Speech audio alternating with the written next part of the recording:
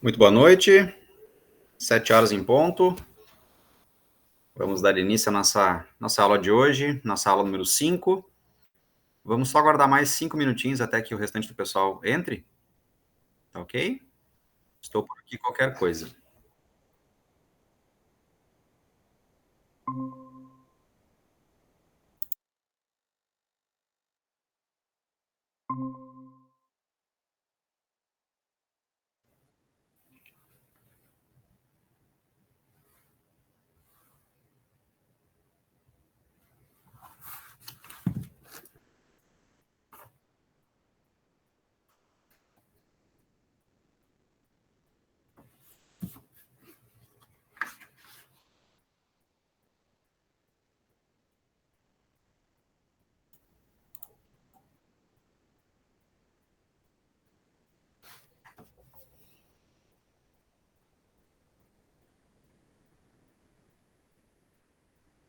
Olá, pessoal, boa noite.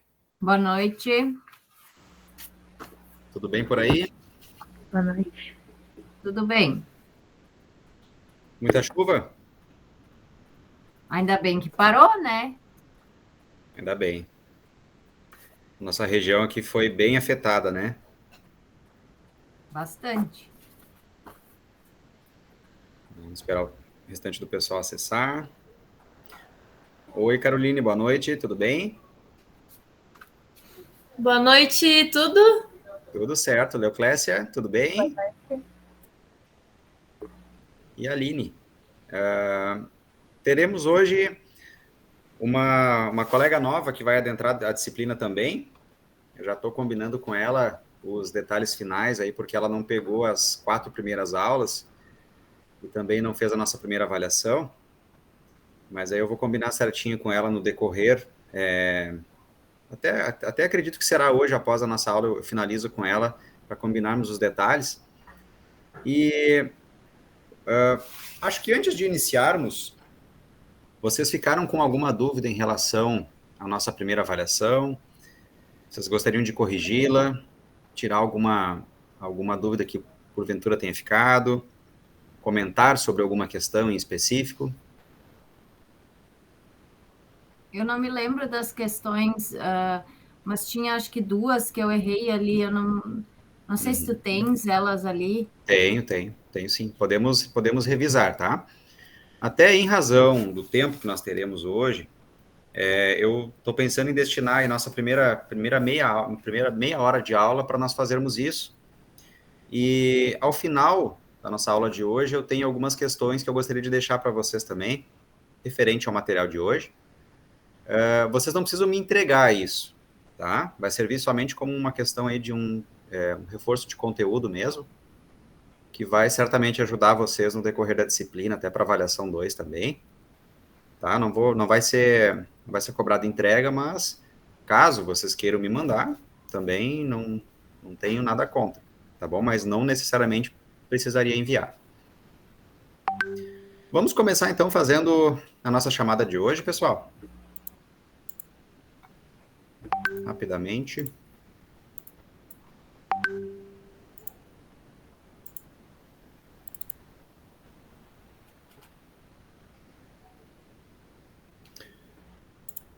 Bruna Saquete? Não? Não. Caroline Visiolek? Aqui. Leuclécia? Aqui. Paula? Também não está presente. Mas a Paula me avisou que ela estaria em viagem, acredito que seja na data de hoje. Eu tenho a mensagem dela aqui. Daí ela já justificou a ausência hoje também. E a Aline Vink. Aqui. Perfeito, gente. Vamos lá, então. O tempo está passando muito rápido, né? Vamos dar uma olhada rápida no nosso cronograma para vermos a que pé nós estamos na nossa disciplina. Hoje, conforme o nosso cronograma, nós estamos no nosso encontro número 6, considerando que o encontro 5 foi a nossa primeira avaliação, né? Então, aula 5, porém no cronograma está como aula 6, né? Hoje falaremos sobre pessoas, a importância das pessoas nas organizações e a contribuição de teorias que valorizem a presença humana, né, na concepção de formatos gerenciais. Para esse formato gerencial, nós denominamos de escola comportamental. E ao longo do encontro de hoje, nós veremos o porquê, né, essas teorias avançaram ao longo dos anos e de que maneira elas contribuíram para chegarmos aí aos patamares atuais. Tá bom? Vamos sempre fazer, como já é o costume, vamos fazer uma rápida revisão também da nossa última aula, que foi antes da nossa primeira prova, para que a gente não perca aí uma linha de raciocínio, né? Já que a nossa disciplina é formada por uma linha de tempo, né? E entendermos e não perdermos essa concepção de tempo é importante para que a gente entenda aí os avanços da disciplina ao natural. Vamos começar, então, pela nossa correção da avaliação da semana passada e, se caso tenha persistido alguma dúvida, algum comentário também, fiquem à vontade para fazê-los assim que for necessário, tá bom? Na nossa primeira questão, nós falamos sobre a introdução da linha de montagem, teoria clássica. Ela dizia o seguinte, questão 1, a introdução da linha de montagem, visando o baixo custo de produção e a produção em massa, foram introduzidos por quem? Nós tínhamos 4 alternativas. Henry Ford, Henry Fayol, Max Weber e Frederick Taylor. Vocês lembram o que vocês marcaram?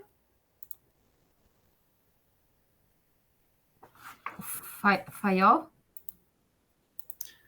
É muito nome, sem eu ver escrito na minha frente, é muito difícil. Não, perfeito. Mas tranquilo, Aline. A gente pode ir comentando sobre a questão e aí é uma forma da gente revisar também, tá? Quem foi Fayol? Eu pergunto para vocês o que está na lembrança, o que está a lembrança fresca de vocês aí sobre a teoria clássica? O que nós falamos sobre a teoria clássica? Alguém? Deoclésia? Carol? Não? Bom, a teoria clássica, ela surgiu, ela foi concebida e inicialmente conduzida por Fayol, desculpa, por Taylor, por Frederick Taylor. Taylor, ele era um estudioso no sentido de fazer novas formatações, novos arranjos sobre as atividades operacionais das indústrias, né? Na concepção de Taylor, uma empresa, ela deveria ser, para ser lucrativa, ela deveria focar na atividade coordenada e minimizar a perda o máximo possível. Só que a questão diz o seguinte: quem é que introduziu essa teoria clássica na primeira linha de montagem, né? Lembra que eu comentei para vocês que essa introdução e essa formatação, ela existe até hoje por uma grande fabricante de automóveis? A Ford. Então, foi Ford, né? Quem introduziu a linha de montagem, quem trouxe as ideias de Taylor, quem focava nas atividades práticas, na mecanicidade, e também nós vimos lá em tempos modernos como essas atividades elas tinham essa formatação e como as organizações também não tinham uma questão de valorização das pessoas, né, e focavam somente nas atividades mesmo, né, de ter essa formatação, onde não se tinha preocupação nenhuma com quem estivesse desenvolvendo as atividades, mas sim apenas a parte mecânica, né, da linha de produção. Então, a questão 1, a alternativa correta é a letra A, foi introduzida por Henry Ford. Na 2, falava sobre Fayol, né? Fayol definiu as funções do administrador, isso é uma constatação. E nós tínhamos lá no material que ele foi o primeiro teórico a desenvolver funções da administração e caracterizou da seguinte forma. Vocês lembram do POCCC? Sim. O que dizia o POCCC?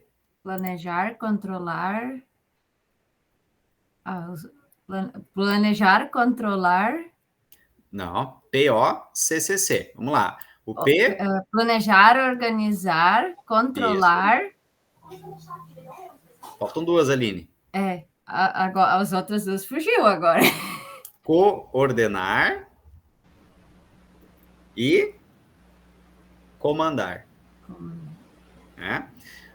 A sigla POCCC significa planejar, você ter um planejamento em todas as atividades, todas as funções, desenvolver um planejamento de curto, médio e longo prazo, você organizar, no sentido de dar um direcionamento nessas atividades, você vai realizar o controle das métricas, dos resultados, né, para que essa formatação tenha os resultados esperados, você ter uma linha de coordenação, para que essa coordenação venha de encontro ao planejamento inicial e que os resultados possam sempre ser satisfatórios, e também a voz de comando, né? Você ter as pessoas, a coordenação desses agentes sempre na sua mão, no sentido de poder comandar essas atividades.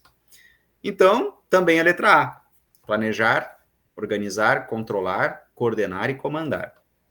Fayol desenvolveu, então, o POCCC. Antes de passarmos para 3, deixa eu só ver quem adentrou na sala, foi a Bruna. Tudo bem, Bruna? Seja bem-vinda. Tudo. E a Paula também. Está chegando aqui.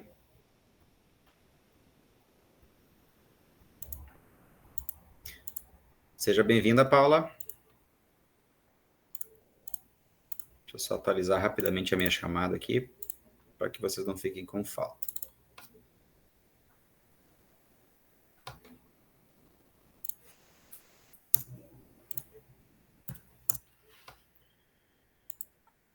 Perfeito.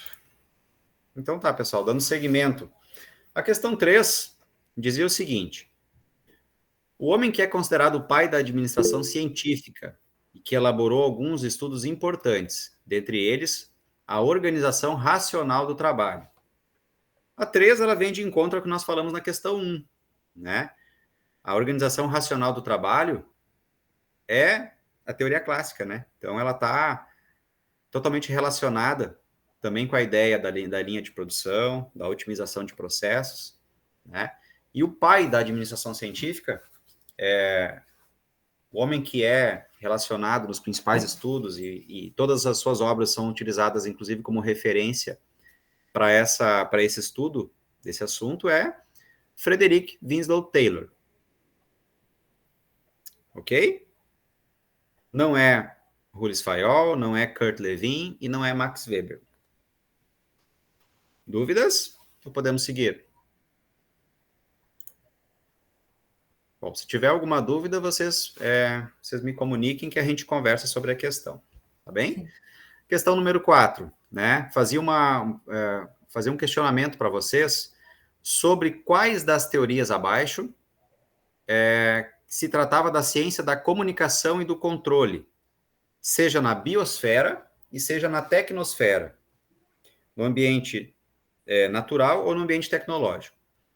E a descrição anterior refere-se a qual teoria? Questão A, teoria científica. Questão B, teoria dos sistemas. Questão C, cibernética.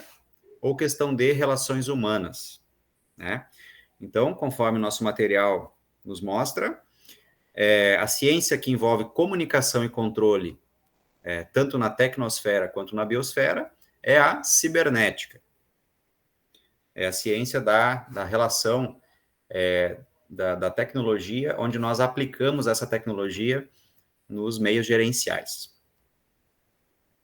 Questão 5, pessoal. Vamos falar um pouquinho sobre as gerações, né? E fiz questão de elaborar uma questão sobre as diferenciações das gerações, porque é muito marcante essas características, né? E casualmente, eu fiz essa relação aí, falando sobre os anos de 1992 e 2010, para que a gente possa fazer essa relação aí, não só na geração de vocês, mas para que a gente possa comparar também gerações muito próximas a nós. Então, a questão 5 dizia o seguinte, que aquelas pessoas nascidas entre 92 e 2010 já nasceram digitais, ligados na tecnologia. No ambiente de trabalho, estão sempre conectados e possuem grande preocupação com a responsabilidade social. De quem nós estamos falando aqui? Da geração X, da geração Y, da geração Z ou da geração milênio? Alguém se arrisca?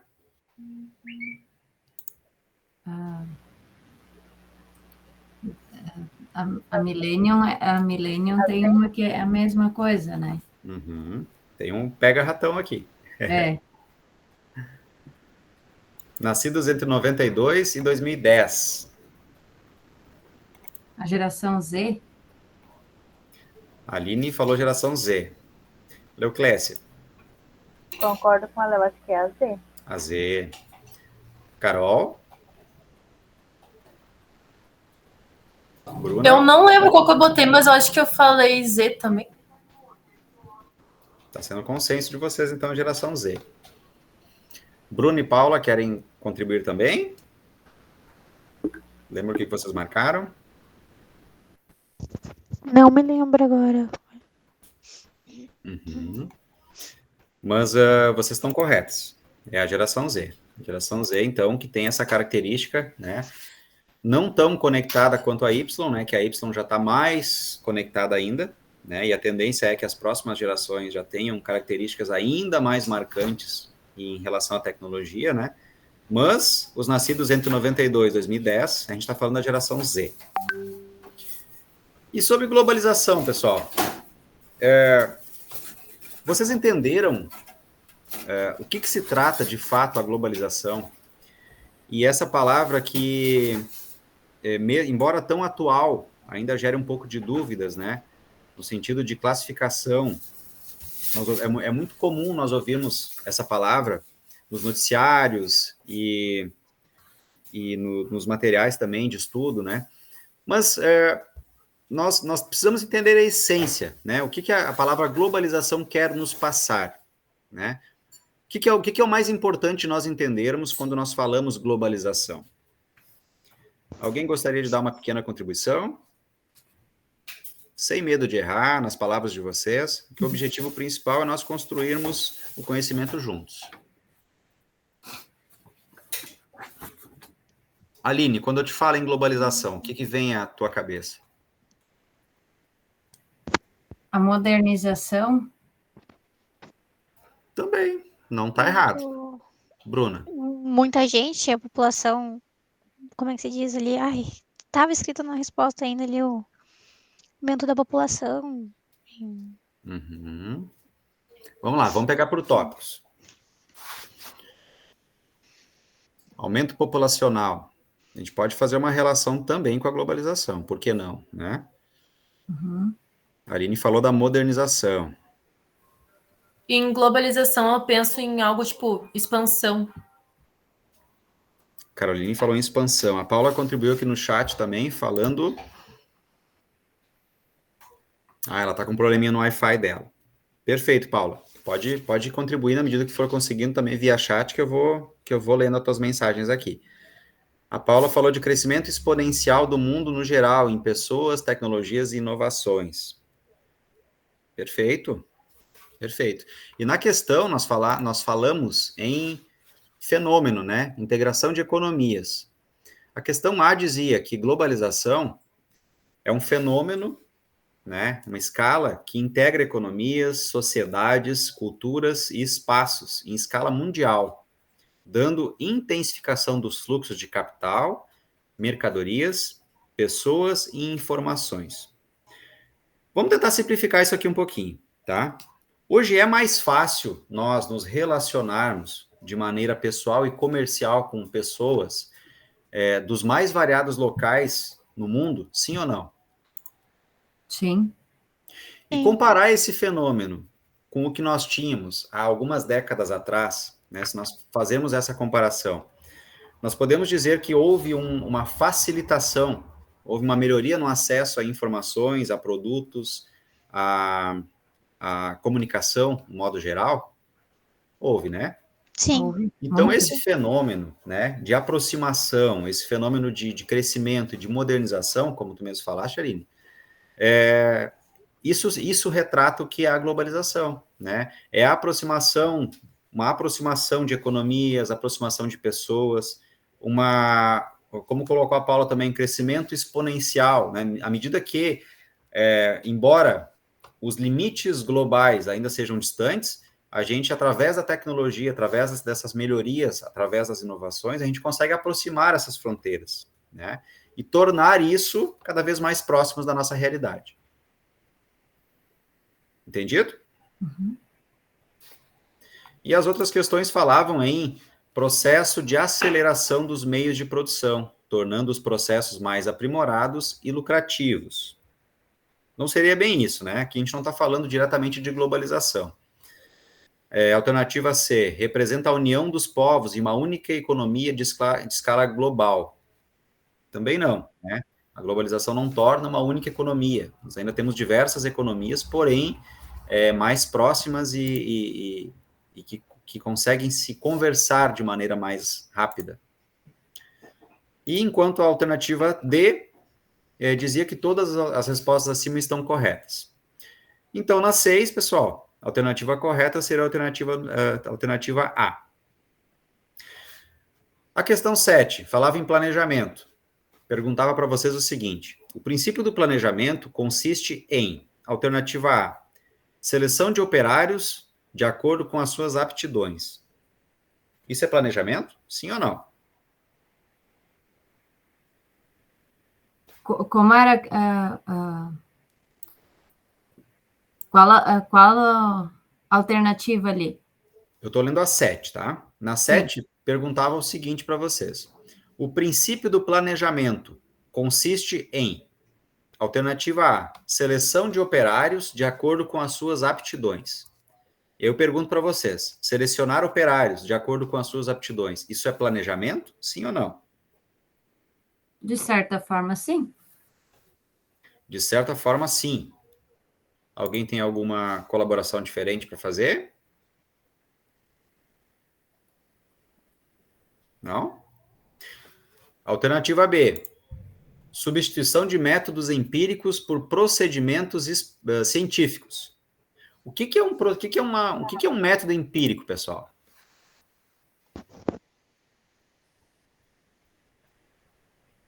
Eu posso dizer que o método empírico é uma forma de realizar alguma tarefa, alguma atividade, como uma amostragem, como uma maneira de fazer um teste para ver o resultado que eu vou extrair daquilo.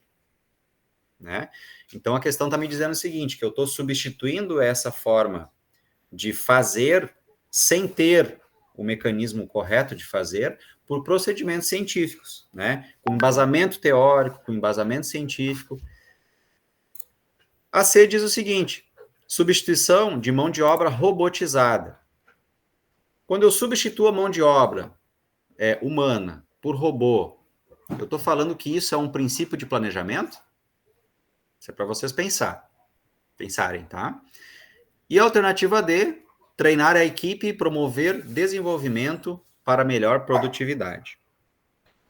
Vocês lembram o que vocês marcaram na 7? Essa eu errei. Eu não lembro qual que eu marquei. Vamos ver por que tu errou, Aline. Alguém quer fazer alguma contribuição? Desculpa, eu não prestei atenção na pergunta, não sei em qual que é que a gente tá. Sobre planejamento, Bruna. Planejamento. Quando a gente fala em planejamento, quando tu escuta a palavra planejamento, né? O que retrata? Qual que seria o principal indício de que você está fazendo um correto planejamento para suas atividades, né? Então, tu tem quatro alternativas. A Aline falou que, de certa forma, recrutar e selecionar pessoas faz parte do planejamento, né? Talvez aqui, Aline, tenha sido a alternativa que você tenha errado. O princípio de você recrutar e selecionar pessoas, as pessoas certas para os cargos, é o princípio de recrutamento e seleção, e não planejamento. Tá? A alternativa B, foi o que eu expliquei para você sobre os métodos empíricos, fala sobre nós adotarmos novos procedimentos baseados em teoria, baseado em estudo. Né? A C, substituição de mão de obra robotizada. Isso não é planejamento. Isso pode fazer parte do planejamento, mas não é o princípio de planejamento. E treinar a equipe e promover desenvolvimento para produzir-se melhor também não é planejamento, né? Acho que foi essa que eu tinha marcado. Você marcou a A, Aline, você lembra? Eu acho que a D eu marquei. Eu não tenho mais certeza, mas acho que foi. Tá. Mas a alternativa correta seria a B. Tá? Substituição de métodos empíricos por procedimentos científicos. Tá? No momento que eu estou substituindo o fazer sem ter embasamento teórico por novos procedimentos, onde eu estou levando em consideração os estudos, né? Eu estou trazendo isso como um princípio de planejamento das minhas atividades. Eu estou dando embasamento do porquê eu estou fazendo aquilo. Tá ok? Uhum. Dúvidas? Ou podemos seguir? Pode seguir. Posso seguir? Então tá. Questão 8, pessoal. E já nos encaminhando aí para a reta final. Pergunto para vocês. Estava difícil? Não. Teve umas que eu achei fácil e teve... eu acho que foi essa que tu acabou de falar. E tinha mais uma... teve aquela da Revolução Industrial que eu suponho que era todas as alternativas estavam certas, né? E eu fiquei muito tempo pensando se estava realmente certo, se não era coisa da minha cabeça. E essa eu fiquei bastante tempo. Eu acho que foi 3 que eu fiquei muito tempo. E uma que eu demorei muito para fazer foi a última, a do filme. Que como eu tive que olhar o filme, eu fiquei um tempão olhando o filme lá, esperando para terminar, para poder dar uma... Eu esqueci de comentar com vocês, pessoal, até teve uma colega que me comentou, e se eu não me engano foi a Paula. Ela me comentou o seguinte, bom, se você já deu trabalho relacionado ao filme, né, e tem a questão na prova, Paula está confirmando, foi ela mesma, né? Eu até disse para ela o seguinte, eu deveria ter falado isso para vocês na aula que antecedeu a prova, tá? Se vocês deixassem a questão 10 em branco, eu não teria dado errado para vocês, tá? Porque justamente o trabalho, ele tem esse objetivo de fazer vocês assistirem o filme e tentar extrair do filme essa ideia, né? Então, como vocês têm mais prazo para assistir o filme, talvez vocês não tivessem assistido até o momento da prova. Se fizeram, ótimo, tá? Ela foi considerada igual, mas se porventura vocês não fizeram, não se preocupem com isso. Bruna levantou a mão. Pode falar, Bruna. Eu ia te perguntar nessa aula já, tipo, quem fez essa última questão precisa mandar o trabalho? Porque, no caso, esse que eu escrevi ia ser do trabalho depois. Manda igual, Bruna. Manda, tá. Igual, porque é o registro que eu tenho que tu fizeste o trabalho também. Tá bom. Tá? Pode ser a mesma resposta, não tem problema. Tá bom, obrigada. Tá ok? Imagina. Vamos para 8, gente. Chiavenato, Hidalberto Chiavenato, no seu livro em 2004, ele dividiu a fase das empresas em 6. Vocês lembram disso que nós conversamos em aula, sobre as 6 fases? E de acordo com o que estudamos, né, o que define a fase moderna? Fase moderna, gente. Alternativa A é a fase em que teve destaque a evolução da economia e a globalização de produtos. Alternativa B, nessa fase se destaca a pesquisa e desenvolvimento de novos produtos e matéria-prima, como plástico e seus derivados aplicados ao meio industrial. Alternativa C, fase de destaque entre a Primeira e a Segunda Grande Guerra Mundial e muitas revoluções na economia. Alternativa D, fase em que ocorreram as maiores invenções da humanidade, como, por exemplo, o motor elétrico e a explosão. Né? Alguém se arrisca? Do plástico, que foi na fase que foi descoberto o plástico. Isso aí, Começaram a muito produzir. bem. Isso aí, perfeito. A alternativa B era correta, né? Lembra que nós ainda conversamos um pouquinho sobre essa fase, né? E a partir do momento que você trouxe para o meio industrial novos derivados, como plástico, né? Esses novos produtos que foram concebidos a partir desses derivados deram uma revolução nessa fase industrial, né? E essa revolução, nessa fase industrial, nós chamamos de fase moderna. Então, é a fase da pesquisa e desenvolvimento de novos produtos. Revolução Industrial. Sobre a Revolução Industrial, que nós também conversamos bastante. Temos 4 alternativas, né? É correto afirmar, 2 pontos. A.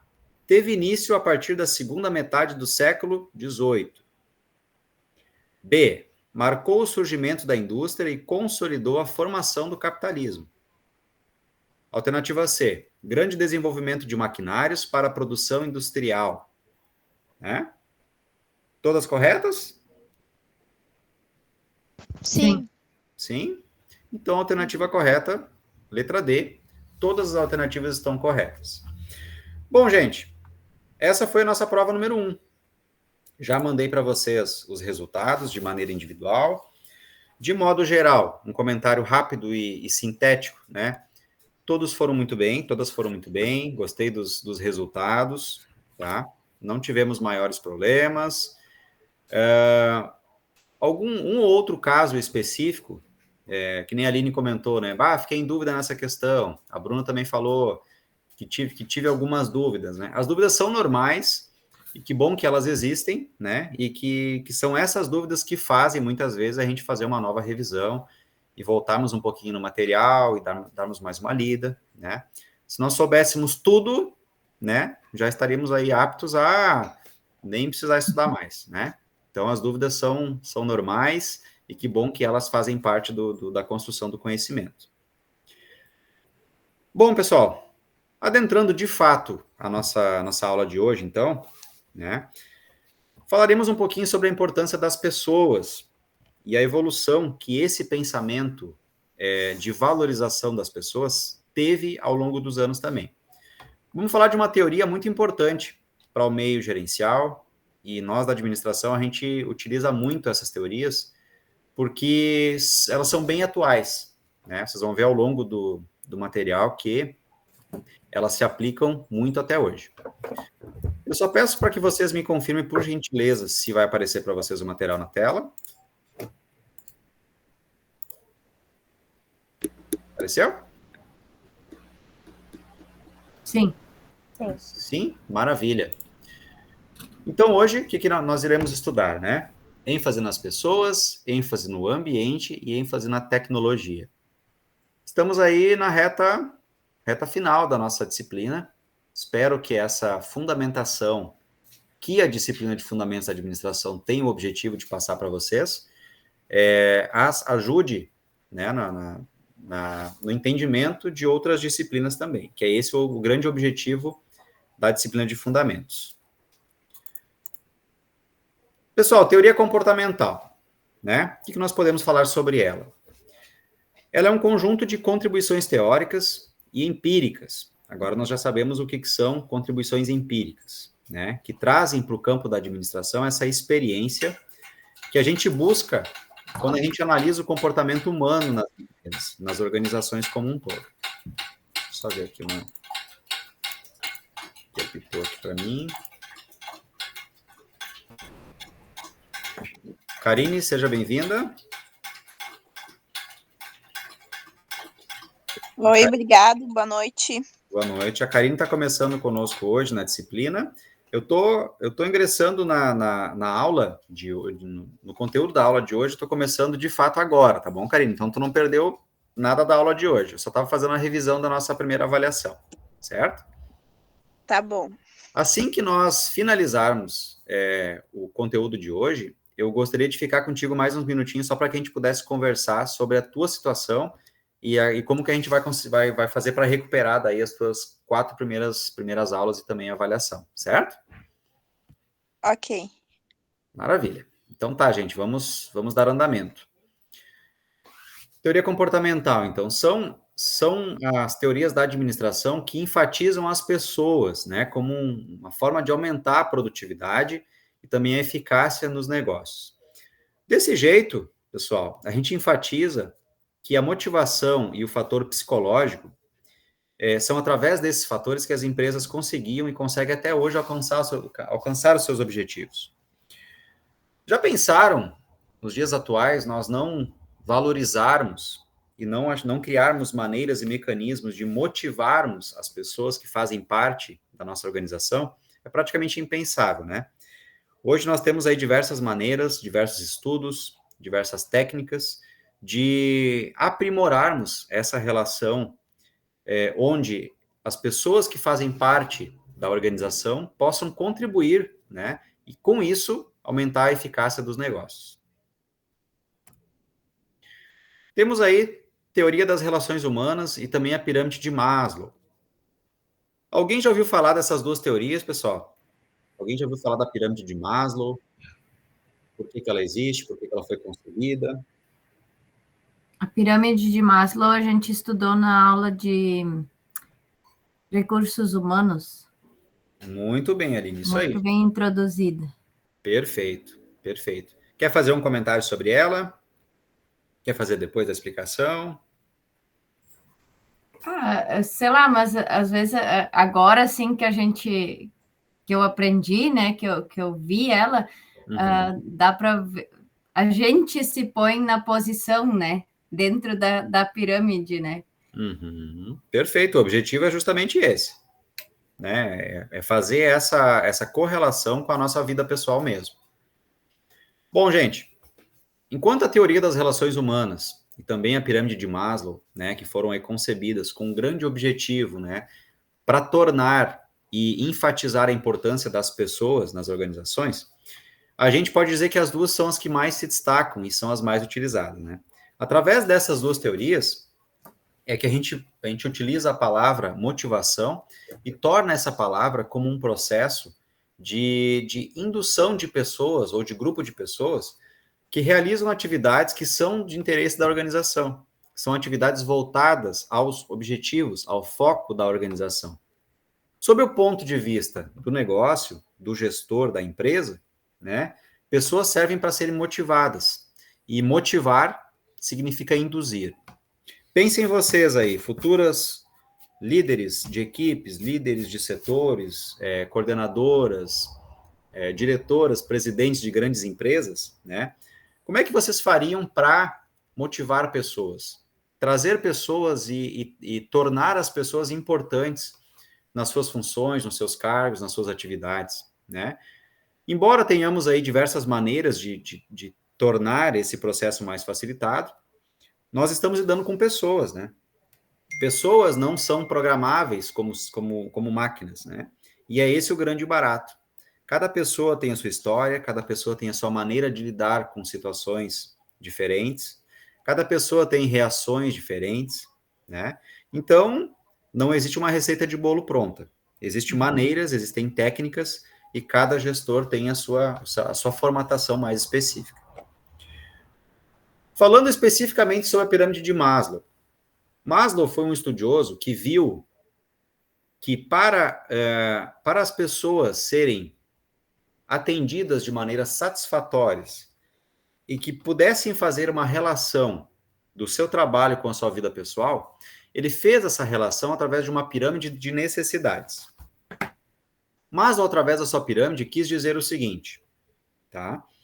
Que para as pessoas introduzidas nas organizações terem sucesso e puderem, ao longo do tempo, através das suas atividades aí, obterem um crescimento exponencial na organização, ao ponto de serem autorrealizadas, né, buscarem uma autorrealização através do seu trabalho, através das suas atividades, elas teriam como objetivos principais questões relacionadas a fisiológicas, questões relacionadas a questões de segurança, questões relacionadas a estigmas sociais, questões de estima, né? De forma mais simplificada, Maslow quis dizer o seguinte, que para eu ter uma satisfação do meu trabalho, além de eu ter, né, um intervalo de descanso, além de eu ter um conforto na realização da minha atividade, um horário de trabalho, eu também preciso ser atendido nas questões mais básicas de um ser humano, como, por exemplo, comida, água, né, repouso. Eu tenho que ter um mínimo de conforto e um mínimo de atendimento dessas questões fisiológicas para que eu possa render também no meu trabalho. Entendido aqui? Sim. Sim? Então vamos seguindo. Para que eu possa, né, uma vez que eu tenha essas questões fisiológicas atendidas, né, para que eu tenha uma realização social, para que através do meu trabalho eu possa ter, né, questões muito importantes aí atendidas, de estigmas, por exemplo, de inserção na comunidade que eu estou inserido, grupos de amigos, família, eu também tenho que dar uma atenção às questões relacionadas à segurança. Como, por exemplo, o local que eu moro é seguro, né? Existe uma segurança em relação aos meus bens pessoais, à minha família, né? Se eu tenho essas questões relacionadas à fisiologia e à segurança atendidas, eu consigo mais facilmente atender as questões sociais, relacionadas aos estigmas sociais. Seguindo na pirâmide de Maslow, né? Atendi as questões fisiológicas, atendi as questões de segurança, busquei e atingir as questões sociais, né? Uma vez que eu tenha isso preenchido, que eu consiga não me preocupar mais com isso, é que eu vou buscar uma estima através da minha atividade, né? No campo de trabalho, eu vou buscar por reconhecimento, eu vou ter novas responsabilidades, eu vou ter orgulho e reconhecimento daquela atividade que eu faço, né? E vou buscar com isso novas promoções. Mas para isso, né, para que eu possa, além das questões de estima, estarem preenchidas e para que eu possa também buscar uma autorrealização como pessoa e como profissional, eu tenho que ter uma base familiar, uma aprovação dos amigos, um reconhecimento de comunidade, né? Essas questões que farão com que eu atinja uma autorrealização. E aí sim, né, lá no topo da nossa pirâmide, onde nós temos aí a questão, onde nós começamos a dar valorização para o crescimento pessoal, para legado, né, que eu começo a ter mais participações nas decisões da empresa, que eu começo a ter mais autonomia nas minhas atividades também, né, é que eu também, fora do meu trabalho, passo também a ter outras preocupações, como questões de crescimento pessoal, né, que eu dou mais ênfase à minha educação, eu valorizo mais isso, questões de ordem religiosa também, tá? Então, Maslow, através da sua pirâmide de necessidade, ele deu essa priorização para esses aspectos fisiológicos, de segurança, questões sociais, questões de estima, para com tudo isso, né, eu tentar buscar uma autorrealização. Fazendo essa associação, né, e trazendo essa pirâmide de necessidades, fazendo essa associação com as pessoas dentro das organizações, nós temos aí algumas técnicas que são imprescindíveis para motivar pessoas. De nada adianta eu, além de fazer um correto recrutamento e seleção, de eu tentar motivar através de um bom salário, né? E eu não me preocupar com atender essas questões de ordens, de importância, numa escala inferior a essa pirâmide, eu não vou ter o resultado esperado, né? De nada adianta eu colocar alguém que não tem a sua necessidade fisiológica atendida, ele não vai se preocupar com questões sociais. Logo, ele não vai ter essa inserção que eu espero dele dentro da minha organização. Pessoal, ficou claro para vocês isso? Sim. Alguém gostaria de fazer alguma contribuição sobre a pirâmide de Maslow? Não? Tudo certo? Podemos seguir? Sim. Então tá. Eu tô de olho aqui também no chat, Paula, caso tu tenha alguma contribuição também, tá? Não, agora tá tudo certo. Ah, perfeito, que bom. Consegui entrar. Eu até ia falar que é tudo muito bonito, né? Tudo certo, as pirâmides de necessidade. Mas, no mundo em que a gente vive hoje em dia, umas pessoas elas já caíram no conceito de que a humanidade, digamos assim, é importante para tudo, né? Uhum. Então, tem algumas empresas que, às vezes, quando é muito grande, é difícil, né? Tu conseguir atender tudo isso a um funcionário. E eu acho, eu vendo, pelo menos eu acho que isso está diminuindo cada vez mais. Isso uma vez cresceu, digamos assim, e agora está diminuindo novamente, né? Uhum. Perfeito. Concordo com a tua contribuição, Paulo. Uhum. E cada vez, a gente percebe que cada vez mais existe um amadurecimento nessas ideias, né? Relacionadas a essas ideias de valorização de pessoas, né? Por óbvio, a humanidade ela está caminhando para uma questão de valorização das pessoas, né? Se nós observarmos aí as nossas leis, a maneira como nós encaramos algumas questões que envolvem pessoas, né? Dentro das organizações também, as próprias leis do trabalho, né? Nós evoluímos muito nesse aspecto. Nós sempre temos novos caminhos para percorrer, novos avanços para conseguir, né? Mas nós fazemos aí um apanhado e um comparativo em relação a um curto período de tempo, nós evoluímos bastante, sim, né? E com certeza. Mas parece que no meio as pessoas acabam se esquecendo.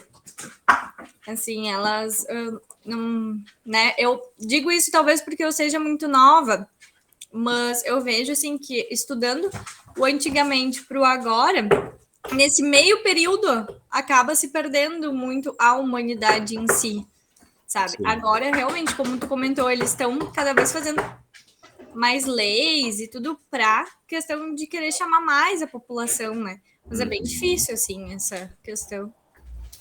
Maravilha. Pessoal, o que mais importa para nós aqui, quando nós estudamos e analisamos a pirâmide de Maslow, é que a gente compreenda que a satisfação das necessidades pessoais estão diretamente ligadas às necessidades que eu também tenho que satisfazer no meu campo de trabalho, tá? Imaginem vocês tendo aí um quadro colaborativo, tendo pessoas, né, coordenando pessoas, e não se atentando a essas questões, né? Por óbvio, vocês não terão sucesso no planejamento, num recrutamento, numa seleção, numa distribuição de cargos e funções, né? Então, aqui o mais importante é nós entendermos que, principalmente, as pessoas não são máquinas programáveis, né? Todos nós temos necessidades, todos nós temos medos, né, estimas, E todos nós buscamos, através do nosso trabalho, também um crescimento pessoal. E fazer essa associação dos nossos objetivos pessoais com os objetivos profissionais, ele é muito importante. E aqui a grande mensagem que Maslow quis deixar nessa sua pirâmide de necessidades. Dando sequência, então, gente, com as pressuposições que nós temos das duas teorias, né? Aqui eu vou chamar de teoria X e teoria Y, né? Nós temos que levar em consideração algumas características importantes quando nós estamos falando de pessoas, né? Como, por exemplo, nós vamos ter, ao longo da nossa carreira, da nossa profissão, pessoas que não vão levar o trabalho tão a sério, né? Em contrapartida a isso, nós vamos ter pessoas que são esforçadas e que gostam de ter o que fazer. Vamos ter como características também pessoas que evitam o trabalho, pessoas que só querem o seu emprego, né? Em contrapartida a isso, vamos encarar profissionais, pessoas que têm como o seu trabalho, tem no seu trabalho, uma maneira de ter uma atividade de maneira tão normal e natural como brincar ou descansar. Vamos ter pessoas que evitam responsabilidades e também pessoas que procuram aceitar responsabilidades e desafios. Vamos ter pessoas que precisam ser controladas e dirigidas. Em contrapartida, outras que têm total autonomia e que não precisam desse autocontrole, dessa autodireção, né?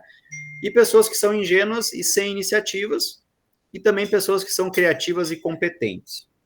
Cabe a nós aí sabermos classificar, selecionar e colocar esses perfis no desempenho e na relação, no desempenho, fazer uma correta relação para colocar essas pessoas para desempenhar as atividades certas.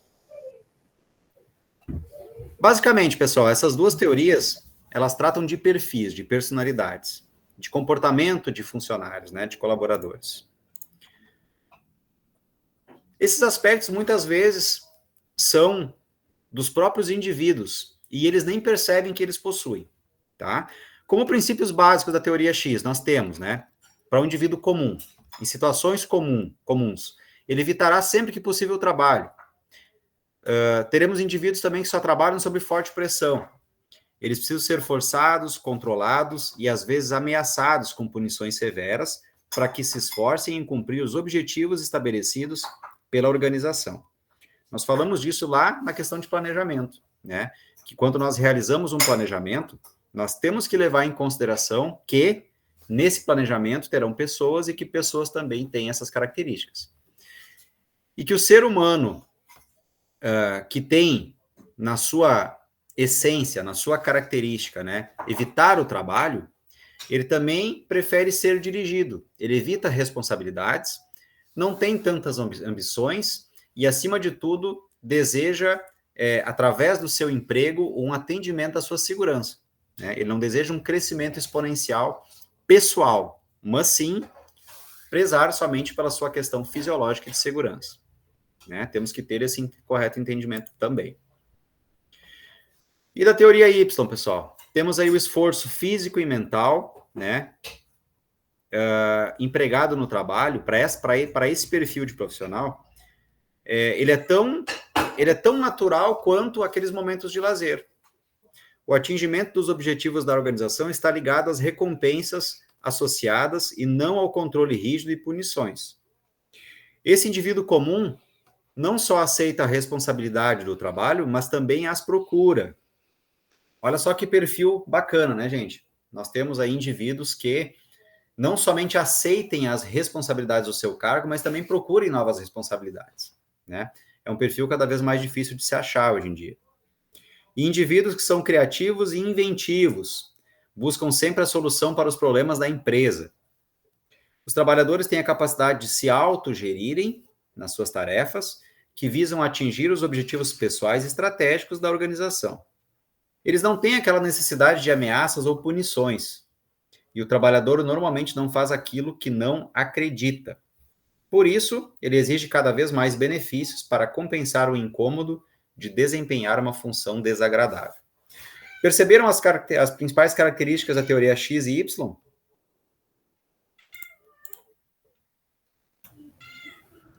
Sim.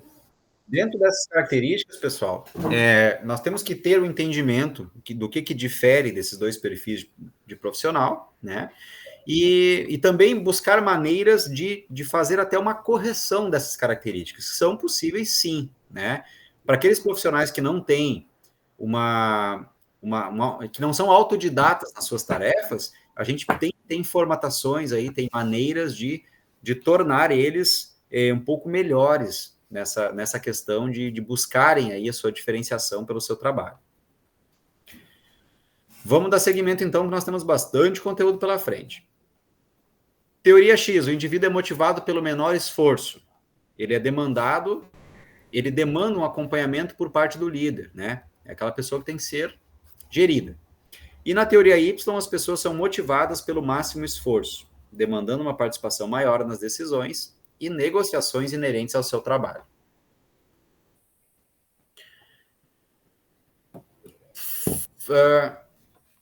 Dentro do campo da teoria das relações humanas, nós temos dois fatores que foram criados por Herzberg, tá? Friedrich Herzberg, ele foi um psicólogo, professor americano, e no campo da administração, ele se notabilizou por estudar comportamentos de satisfação por ordem pessoal no trabalho. Ele desenvolveu a teoria dos dois fatores, que foi conhecida como a teoria de dois fatores de Herzberg. Tá? Ele aborda uma situação de motivação e satisfação das pessoas. O objetivo era entender os fatores que causariam insatisfação e aqueles que seriam os responsáveis pela satisfação no ambiente de trabalho. Segundo ele afirmava que existiam dois fatores que afetam diretamente o indivíduo: ou a sua satisfação ou a sua insatisfação. A satisfação depende de fatores motivacionais. E a insatisfação, segundo ele, depende de fatores higiênicos. O que isso quer dizer, né? Os fatores motivacionais, que a gente pode chamar daqueles fatores intrínsecos, que levam à satisfação, né? O que quer dizer isso? É com base naquele conteúdo, nas suas atividades desafiadoras e estimulantes. Também são aqueles fatores que estão sob o controle do indivíduo, pois estão relacionados com aquilo que ele faz e desempenha. Envolvem sentimentos de crescimento individual, reconhecimento profissional e também de uma autorrealização.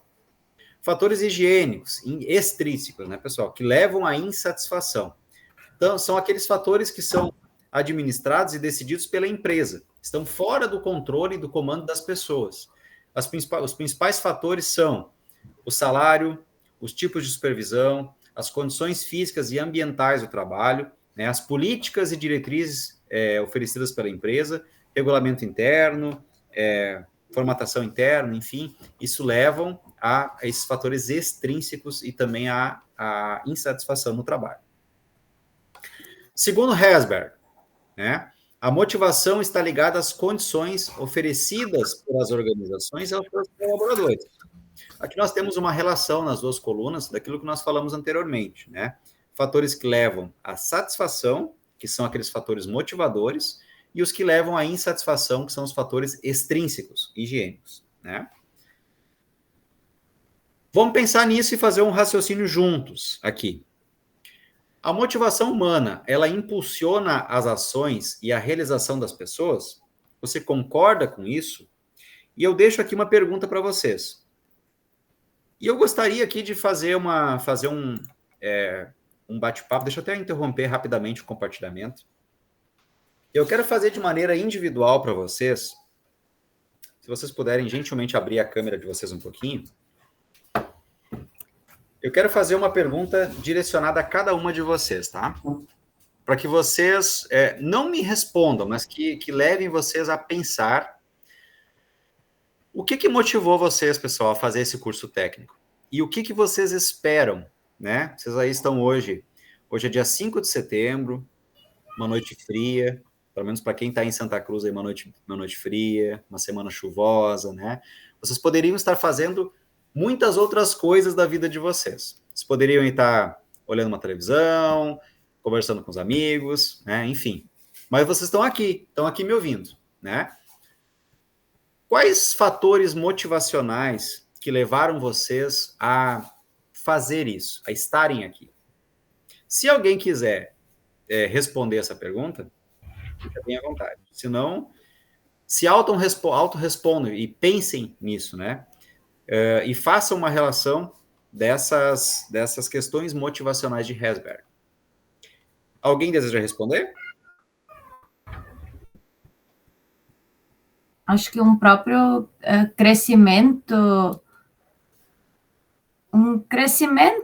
profissional, pessoal, dizer, eu estudei, eu consegui, eu cheguei lá, né? Uhum. E só